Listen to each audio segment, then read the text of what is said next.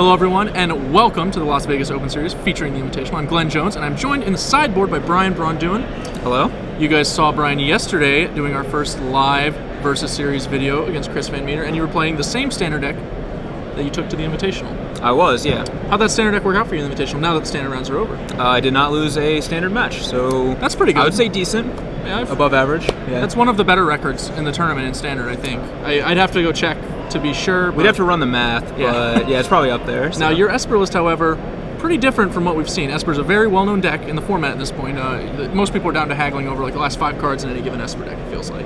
Your deck, however, well, you're not running like a bunch of cards that Esper's running, and you've added a lot of creatures. The big change, no dissolves. You're not main decking any dissolves. Your board is also free of counterspells. You're relying really heavily on Thoughtseize and removal. So what made you want to take that tact? So basically, like, obviously the dissolves and cards like that are very good in any kind of control mirror, but I feel like against like any of the devotion decks, you don't actually want those cards because their Thoughtseizes and their Duresses and their Sin Collectors actually kind of make those cards awkward a lot of times. Sure. And I would much rather have a proactive card like a removal spell or my own Thoughtseize.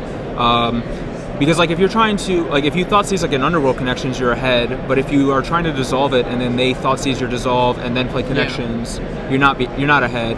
And there's also a lot of scenarios where like you're trying to draw off the top of your deck after they strip your entire hand, and you'd rather draw a removal spell than a dissolve. Yeah, in those situations, you're pretty much obligated to counter like the next spell they play just to try and scry. Yeah, and that's not really where I wanted to be. Yeah. Dissolving Judge's Familiar is not exciting. No. So, in lieu of playing counterspells, you added a bunch more threats. Among them, you're running like 3 Elspeth, I believe. You've got the full 4 Bloodiest of Barons to supplement your creature-based strategy, and that enables you to really get to the board pretty aggressively, I think. Yeah, so basically, I think this deck is extremely well positioned game 1 against every deck that's not a Revelation deck. Okay. Because Elspeth and Blood Baron are so good against the entire format, pretty much, outside of those decks. And I basically built my main deck to just like try to never lose game 1s against those decks. So any of the white weenie decks, like any of the devotion decks, I feel extremely favored against because of Blood Baron and Elspeth. Yeah, the Elspeth in particular is interesting to me. A lot of people are starting to trim down on Elspeth. They run 1, maybe 2. You're going with 3, and I really think it's a very powerful card right now. It's one of the best ways to fight against mono blue postboard, I feel like, because it's a great threat that they can't gainsay, which is this card they typically bring in, and it's not even that great a card against you. You've got the Blood Barons, you've got the Elspeths. It's just, it doesn't do the same amount of work. Yeah, there were a lot of opponents that died with gainsay in their hand as Sin Collector and Blood Baron were beating them down, so gainsay not the greatest against me, and I actually 100% agree with Elspeth. I think it's very good against mono blue. You have Supreme Verdict to like catch back up when they flood the board, and then an active Elspeth just makes it like so difficult for them to like pressure you past that point. Now for the removal suite, you're running a few spells that we're kind of used to seeing. You've got Doomblades on the board, you've got Ultimate Price Action in the main deck, and you're also running your all-time favorite. For those who don't know, Brian's a big fan of a low-carb diet, so Devour Flesh is really just the perfect magic card, I think, for him. Yeah, I just love eating flesh. It's just delicious. It's just delicious. Could only find room for 3, though. The other 2 slots we are sending to Dimir Charm. Yep. Dimir Charm's been getting more and more popular. I feel like I talk about it more and more. I think this is like the 3rd deck tech where I've said Dimir Charm. So what made you want to play Dimir Charm beyond the obvious? Killing Nightveil Spectre, countering the occasional sorcery, screwing with your opponent's deck in unfavorable ways. I mean, that's pretty much it. That's pretty much it. All right, we covered Dimir Charm. Yep. All 3 modes.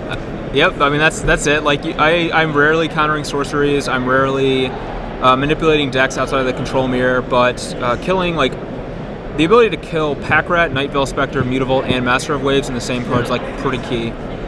All right. Well, let's move to the sideboard because you mentioned you had trouble against these Revelation decks, and considering the last Grand Prix, there were a lot of Revelation decks to be seen. We saw Blue-White Control rise up to take 2nd in the hands of Hugh Jensen. Yep. You obviously had to come into this tournament with a plan. Now, I think you can kind of count on Standard to rely on its usual cycle, where whatever won last week is going to be a little less good, so that kind of works out, except at Invitationals, people love to show up with Sphinx's Revelation. It's like a sickness. Yeah, people love Revelation, which I was a little skeptical, actually, of my deck choice because of that, because I knew that game 1 was essentially unwinnable.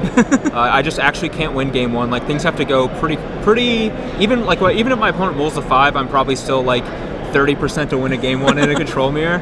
And in fact, the 3 times I played against Blue White or Esper, I lost game 1, and I won games 2 and 3 in all 3 matches because I think my sideboard plan is exceptional against them. All right, so let's talk about that sideboard plan. You've got an additional Thoughtseize in there. Yep. You're also packing a lot of creatures, including Pack Rat. You've got Pack Rat, Sin Collector, and Night Veil Spectre. Night Veil Spectre, awesome card, obviously, in Standard, but this is kind of the matchup where it first rose to prominence, right? At the Pro Tour in Block, it was the sideboard card that the Smart Esper players were using against everyone else, pretty much.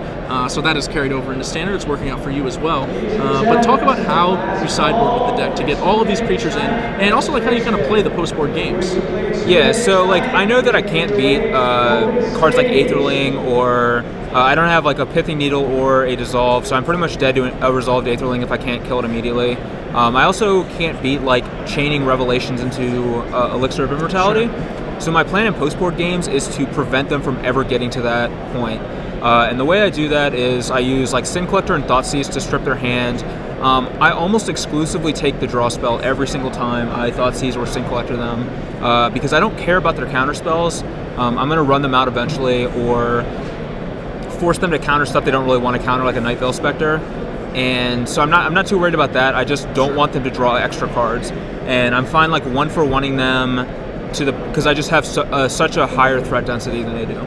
That makes a lot of sense. One of the things I find pretty interesting about this plan is, we've seen players actually playing like kind of an Esper-y deck with Pack Rats in the main, and in that matchup, it's still not really that good, the Esper matchup specifically, because they still have lots of ways to deal with Pack Rat. They're used to it. But in post-board games, they're actually taking out a lot of those solutions when they see your deck. Like, it's going to be difficult for them to convince themselves they should be keeping in all the D-Spheres, all the Scream Verdicts. Like, they got to keep in some, sure, to respect the Baron and the Elspeth.